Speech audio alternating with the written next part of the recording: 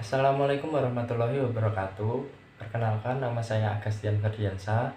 Saya dari kelas 1 Teknik Sipil. Saya berasal dari kelompok 12 dan di sini saya akan membahas atau membawakan materi terkait chapter dari mulai chapter 2, 3, 4, 5, 6 dan 12. Berikut penjelasan dari saya.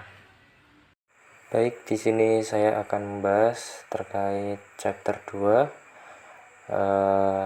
Yang pertama yaitu terkait chapter 2 adalah asal-usul tanah dan ukuran butiran. Untuk outline pembahasannya yaitu ada tujuan, cara, metode, hasil, manfaat teoritis atau ilmu, dan manfaat praktis atau lapangan. Untuk tujuan, yang pertama memahami pembentukan tanah, memahami bagaimana tanah berbentuk melalui proses pelapukan batuan. Proses ini menghasilkan berbagai jenis tanah dengan karakteristik fisik yang berbeda, bergantung pada ukuran dan komposisi mineral butiran.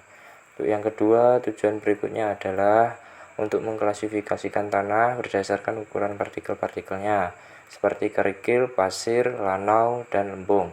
Setiap kategori memiliki gradasi yang unik, yang memengaruhi kekuatan dan stabilitas tanah dalam mendukung beban struktur. Untuk selanjutnya ada cara atau metode. Yang pertama yaitu pengujian saringan untuk partikel kasar dilakukan untuk mengukur distribusi partikel tanah yang lebih besar dari 0,075 mm. Seperti pasir dan kerikil, tanah disaring melalui serangkaian saringan dengan ukuran lubang yang berbeda dan persentase tanah yang memiliki tanah yang tertahan di setiap saringan dihitung. Data ini digunakan untuk membuat grafik distribusi ukuran partikel atau ukuran butir tanah dan menentukan gradasi dari tanah tersebut. Untuk yang kedua, klasifikasi dengan sistem standar. Sistem klasifikasi tanah seperti Unified Soil Classification System atau singkatan dari USCS dan ASTO digunakan untuk mengkategorikan tanah berdasarkan ukuran dan plastisitas partikel. Sistem ini memberikan standar yang dapat diikuti oleh insinyur untuk menggambarkan tanah dengan cara konsisten. Untuk selanjutnya ada hasil. Yang pertama yaitu distribusi ukuran butir dan gradasi tanah. Grafik distribusi ukuran butir memberikan representasi visual dari komposisi partikel tanah. Distribusi ini menunjukkan apakah tanah memiliki gradasi yang baik atau tidak, yang memengaruhi daya dukung dan permeabilitas. Untuk yang kedua ada kurva distribusi dan gradasi. Kurva distribusi ukuran butir mengidentifikasi parameter seperti CU dan CC. Parameter ini memberikan informasi tentang penyebaran ukuran partikel dalam tanah yang berkaitan dengan daya dukung dan sifat drainase tanah. Untuk manfaat teoritis atau ilmu, untuk yang pertama pemahaman dasar tanah. Data ini memberikan pemahaman yang mendalam tentang bagaimana distribusi ukuran butir dan gradasi mempengaruhi kekuatan dan perilaku mekanik tanah.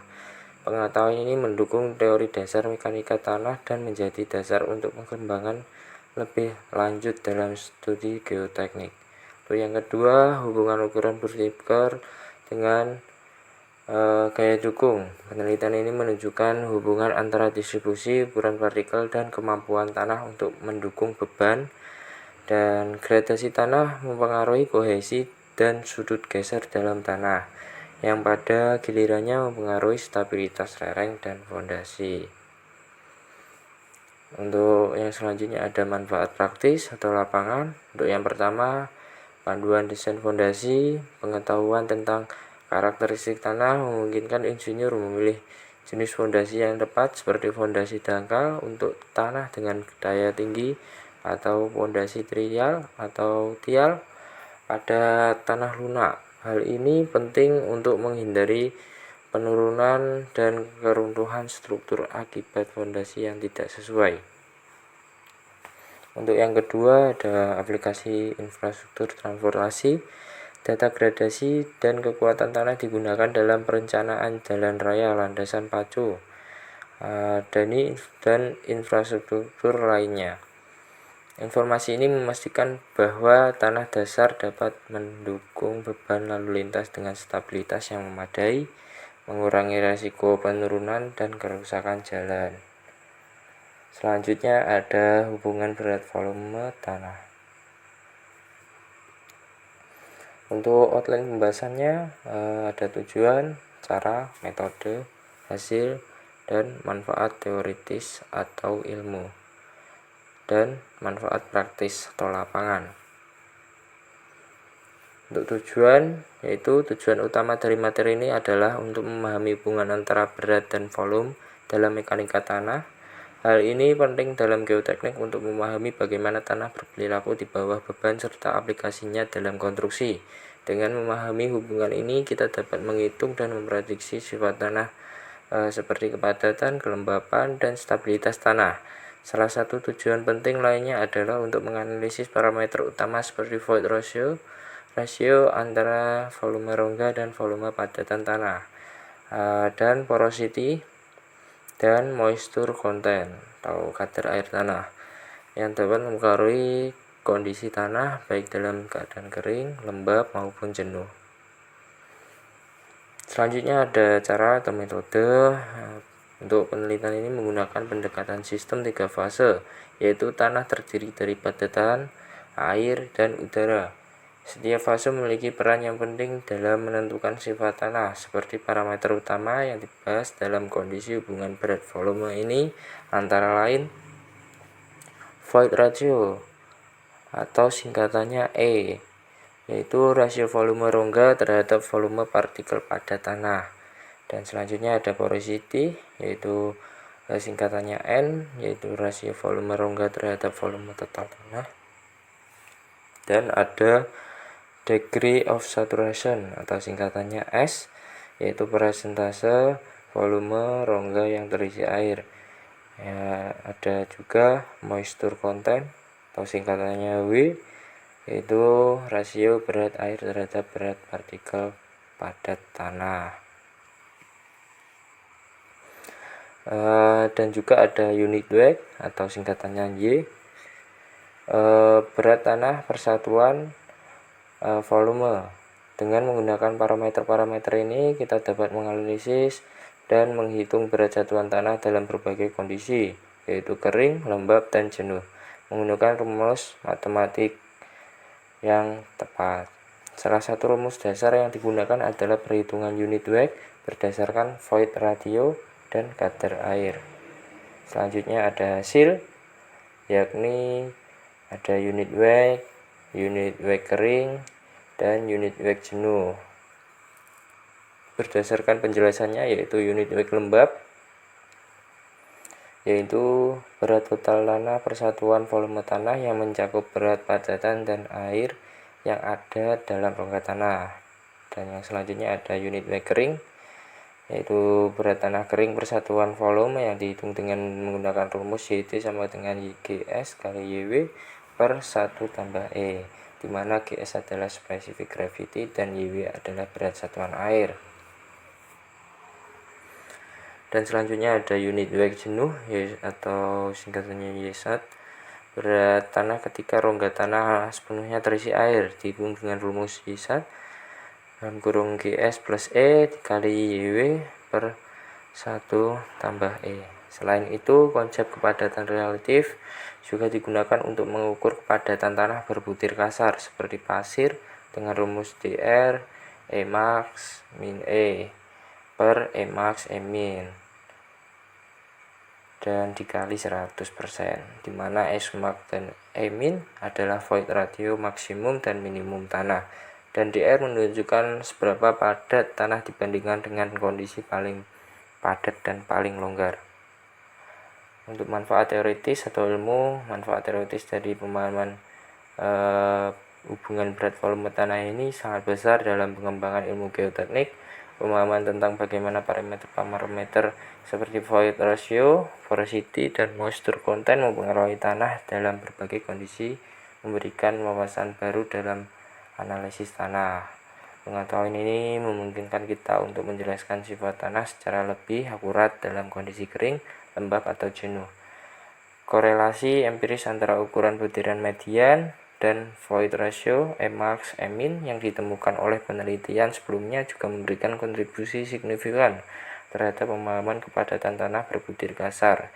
Selain itu, teori-teori ini penting dalam analisis likuifasi yang merupakan salah satu aspek penting dalam evaluasi risiko bencana alam yang melibatkan tanah berpasir. Untuk manfaat praktis atau lapangan, yaitu dalam praktik lapangan, hasil-hasil yang diperoleh dari pemahaman hubungan berat volume ini sangat bermanfaat untuk berbagai aplikasi rekayasa tanah. Misalnya dengan mengetahui unit weight tanah dalam kondisi kering, lembab, dan jenuh, kita dapat lebih akurat dalam merancang fondasi untuk bangunan dan infrastruktur lainnya. Kepadatan relatif digunakan untuk menentukan tingkat kepadatan tanah yang sangat berguna untuk mengevaluasi stabilitas lereng dan desain fondasi. Selain itu, pemahaman tentang hubungan antara porosity, moisture content, dan unit weight memungkinkan perencanaan yang lebih efisien untuk pengelolaan air, tanah, dan konstruksi geoteknik yang lebih baik.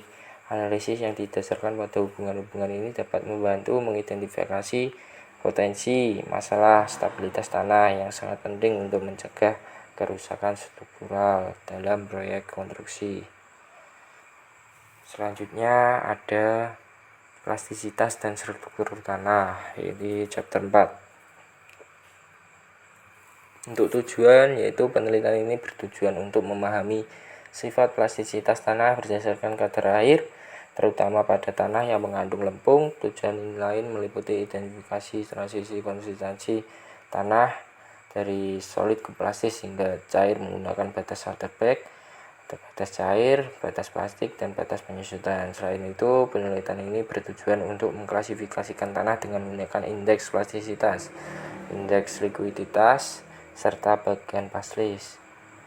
Penelitian ini juga mencakup analisis pengaruh struktur tanah terhadap sifat geoteknik seperti kekuatan geser dan kompresibilitas. Dan selanjutnya ada cara atau metode yang digunakan dalam penelitian ini mencakup pengujian batas cair dengan menggunakan Casagrande, di mana tanah diletakkan pada cawan dan diuji hingga alur tertutup setelah 25 pukulan, serta menggunakan metode kerucut jatuh yang mengukur penetrasi kerucut ke dalam tanah basah. Pengujian batas plastik dilakukan dengan menggulung tanah hingga membentuk benang berdiameter 3,2 mm untuk mengamati retakannya. Dan pengujian batas penyusutan dilakukan dengan mengukur perubahan volume dan massa tanah dari kondisi basah ke kering. Dan klasifikasi tanah dilakukan dengan menggunakan bagian plastisitas berdasarkan nilai-nilai PI, LI, dan aktivitas tanah. Untuk hasil dari pengujian pemadatan tanah seperti Proctor test adalah kurva pemadatan yang menggambarkan hubungan antara kadar air dan berat satuan kering tanah. Kurva ini memberikan informasi penting mengenai titik optimum, yaitu kadar air yang menghasilkan berat satuan kering maksimum dan densitas tertinggi. Titik optimum ini sangat penting dalam menentukan kondisi terbaik untuk pemadatan di lapangan. Dengan menggunakan hasil ini dapat dipastikan bahwa tanah yang dipadatkan akan mencapai kekuatan dan kestabilan yang sesuai dengan standar desain untuk proyek konstruksi. Dan selanjutnya ada manfaat teoritis atau ilmu. Secara teoritis, penelitian ini memberikan dasar ilmiah untuk memahami sifat plastisitas tanah dan hubungan antara kadar air, struktur tanah, serta sifat mekaniknya. Dan pemahaman ini menjadi landasan penting dalam studi teknik lanjutan, khususnya untuk desain fondasi dan stabilitas struktur pada proyek infrastruktur.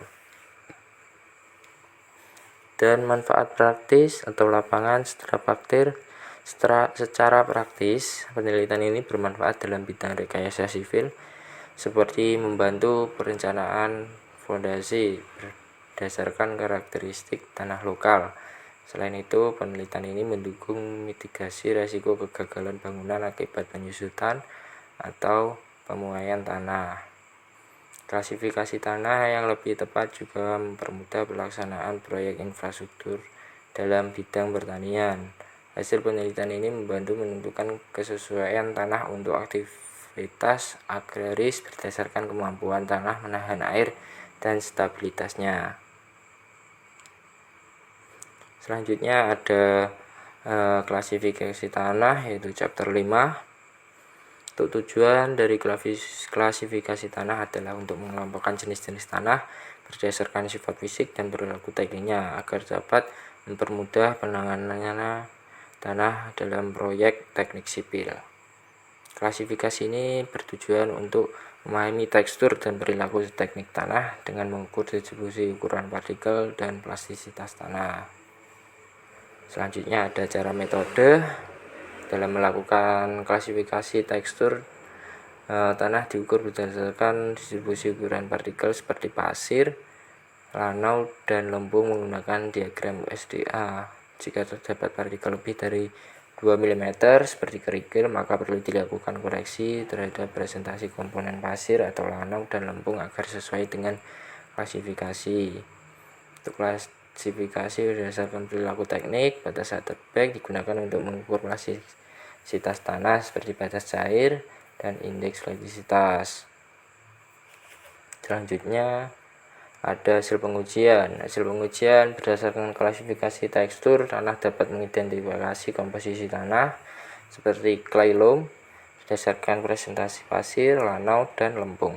Dalam sistem ASTO, tanah granular A1 hingga sampai 3 memiliki kualitas yang baik untuk digunakan sebagai subgrade. Sementara tanah dengan kandungan lanau atau lempung A4 hingga A7 memiliki kualitas lebih rendah dan memungkinkan memerlukan perbaikan. Baik, dan selanjutnya ada manfaat teoritis atau ilmu.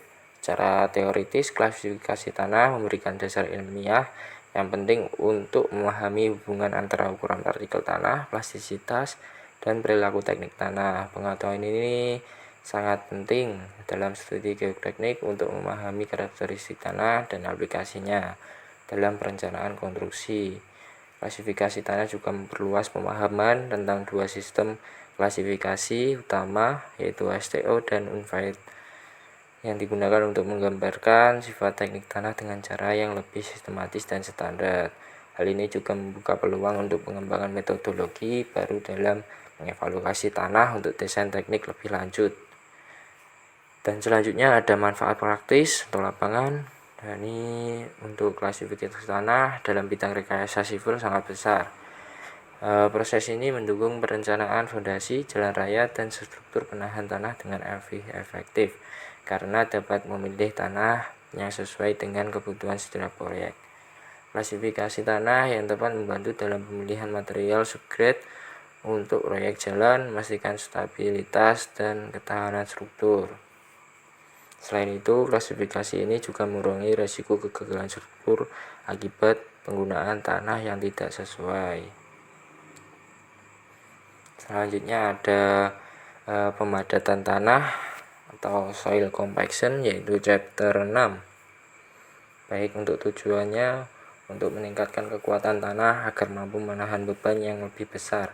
Tanah yang dipadakan cenderung lebih solid dan stabil, yang penting dalam mencegah penurunan tanah yang bisa merusak struktur di atasnya. Pemadatan juga bertujuan untuk meminimalkan settlement atau penurunan tanah diferensial yang dapat menyebabkan keretakan pada fondasi atau struktur bangunan. Dengan demikian, pemadatan tanah sangat penting dalam meningkatkan stabilitas geoteknik pada proyek konstruksi seperti tanggul, jalan raya, rel kereta api, dan bendungan. Untuk cara atau metodenya, yaitu pemadatan tanah dilakukan melalui dua tahap utama, yaitu pengujian laboratorium dan pemadatan di lapangan. Pengujian laboratorium seperti protokres bertujuan untuk menemukan kadar air optimum yang menghasilkan kepadatan tanah maksimum. Dalam pengujian ini, tanah dicampur dengan kadar air tertentu, kemudian dipadatkan dalam cetakan menggunakan pukulan standar untuk menghitung berat satuan tanah dan menemukan titik kepadatan optimal. Sementara itu, di lapangan pemadatan dilakukan menggunakan berbagai jenis alat berat yang dipilih berdasarkan jenis tanah. Misalnya smooth wheel roller digunakan untuk tanah granular, seafood roller untuk tanah kohesif, dan vibratory roller efektif untuk tanah berbutir kasar. Untuk hasil pengujiannya, pemadatan tanah ini seperti faktor tes adalah dengan kurva pemadatan yang menggambarkan hubungan antara kadar air dan berat satuan kering tanah. Kurva ini memberikan informasi penting mengenai titik optimum, yaitu kadar air menghasilkan berat satuan kering maksimum densitas tinggi. Titik optimum ini sangat penting dalam menentukan kondisi terbaik untuk pemadatan di lapangan. Dengan menggunakan hasil ini dapat dipastikan bahwa tanah dapat akan mencapai kekuatan dan kestabilan yang sesuai dengan standar desain untuk proyek konstruksi.